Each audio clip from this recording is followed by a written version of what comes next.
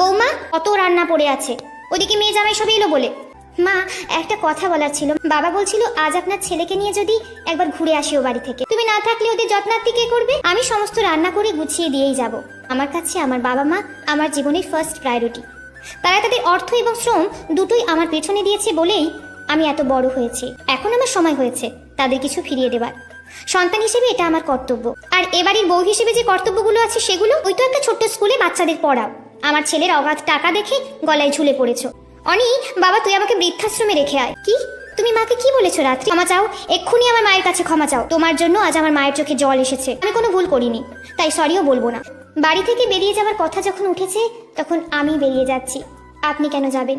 এই বিনা মাইনের কাজের মেয়েকে যদি দরকার হয় ডেকে পাঠিও। আজ বরং আসি। বর্তমানে এমন অনেক রাত্রি আছে যারা শত যন্ত্রণা সহ্য করে শ্বশুরবাড়িতে থেকে যায়, কারণ তাদের কোনো যাওয়ার জায়গা নেই বলে।